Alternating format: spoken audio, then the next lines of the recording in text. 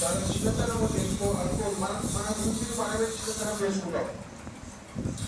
దయచేసి దేవల వృత్తి చాలా గొప్పది.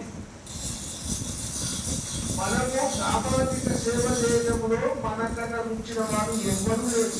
సామాజిక సేవ అంటే ఏమీ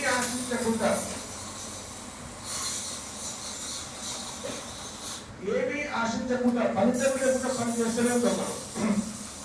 మనం ఫోటో నిలబడిన తర్వాత వాళ్ళ కింద తిప్పి తీసుకుంటాం. మనం మొదటి పైసలు అడగాం. మనం సామాజిక సేవ చేయడంలో దేవత గారు ప్రథమ స్థానంలో ఉన్నాడు. ఇది ఆలోచించుకోవాలి. మనం లేకుంటే ఏమీ లేదు. పొద్దున నీళ్ళు ఉండదు, పాలు ఉండవు, ఛాయ ఉండదు, భోజనం ఉండదు, దవాఖాన ఉండదు, సినిమా ఉండదు, సినిమా షూటింగ్ ఉండదు, డాక్టర్ ఉండదు, పోకుండా ఎవ్వరు లేదు. మనం లేకపోతే ఉండరావన్నా వాడికి కావాలంటే మనం కావాలి. అంటే మనం మంచి గొప్ప స్థానంలో ఉన్నట్టే కదా. మేము లేదు గుడ్డలైపోయిందా అని చెప్పాలి, మేము లేకుంటే చచ్చిపోవడం కాదని చెప్పాలి.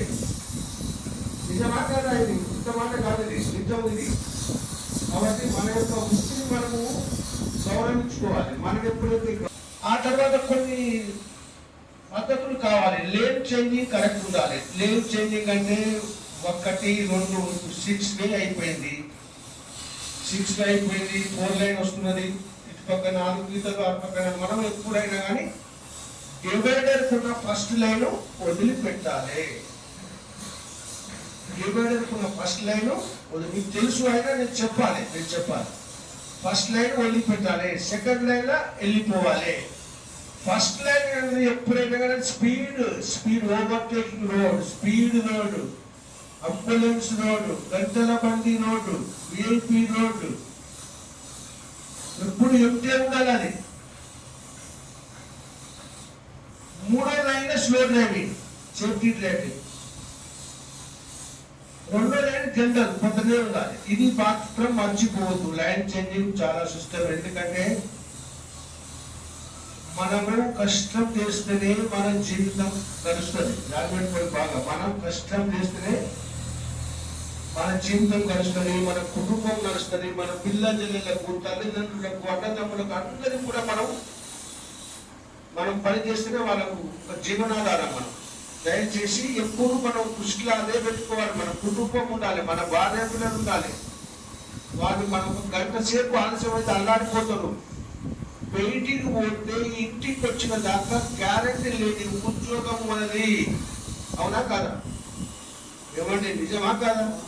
బయట వెళ్ళినామంటే ఇంటికి వచ్చిన దాకా గ్యారెంటీ లేదు మనది. ఏ సమయంలో ఏమైందో ఏమో కళ్ళల్లో ఒత్తులు పెట్టుకొని డ్రైవింగ్ చేయాలి. పెట్టుకోండి. ఓవర్ స్పీడ్ చేయొద్దు, రిస్క్ ఓవర్టేకింగ్ చేయొద్దు, రన్నింగ్ ఓవర్టేకింగ్ చేయొద్దు, ఫ్లోట్ చేస్తూ మాట్లాడుతూ డ్రైవింగ్ చేయొద్దు, మందు తాగి చేయొద్దు. అన్నీ తెలుసు మనకు.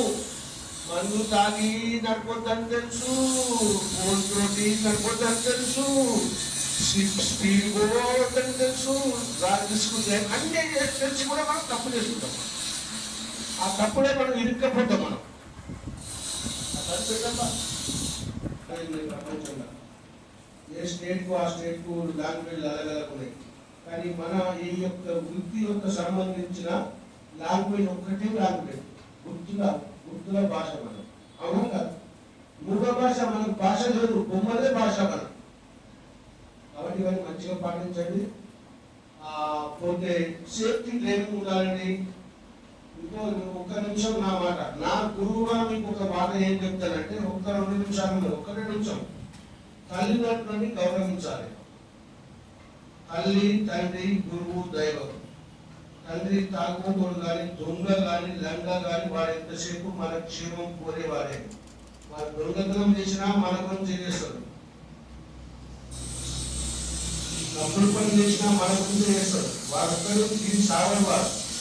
కానీ వాడిని మర్చిపోవద్దు. తల్లిదండ్రులకు మొక్కాలి, బ్లెస్సింగ్స్ తీసుకోవాలి. వాళ్ళ ఆశీర్వాదం చాలా అవసరం. వాళ్ళ ఆశీర్వాదం ఎంత పవర్ఫుల్ ఆశీర్వాదం అంటే చాలా మంది సిగ్గుపడతారు. తల్లిదండ్రులకు దండం పెట్టాలన్నా, వాళ్ళని మొక్కాలన్నా కానీ ఎంతమంది అయిపోతారు చాలా మంది. అది చాలా మంచి పద్ధతి. ఇది ఒకటి నా వరకు చెప్పి వదిలేసే తర్వాత సిగ్నల్స్. ఇప్పుడు చాలా మందికి సిగ్నల్స్ తెలుసుకుంటే ఒక క్వశ్చన్ అవుతారండి, ఒక్కటే క్వశ్చన్. నల్లటి ఆకారం, నల్లటి టీకా,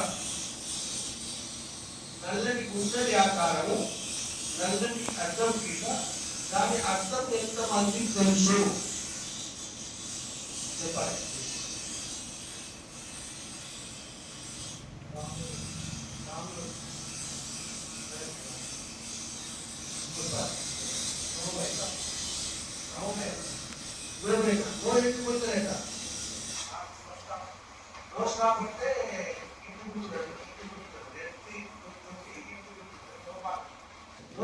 అంటే ఏంటంటే గుర్తుంది ఏంటంటే అర్థం ఉంటాడు.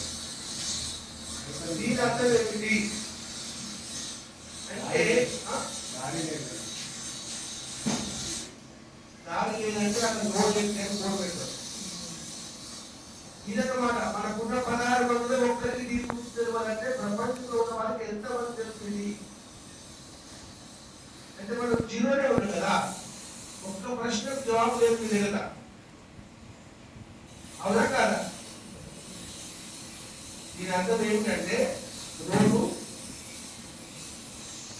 క్లియర్ ఉన్నది, రోడ్డు క్లియర్, ఎలాంటి ఆటంకం లేకుండా వెళ్ళిపోతుంది. రోడ్ స్పీడ్ బ్రేకర్ ఉండరు, స్కూల్ జోన్ ఉండరు, వంకర ఉండరు, టింకర ఉండరు, ఒక పెద్ద రోడ్డుకి ఒక మనిషి రాడు, ఏమి రాడు, రోడ్డు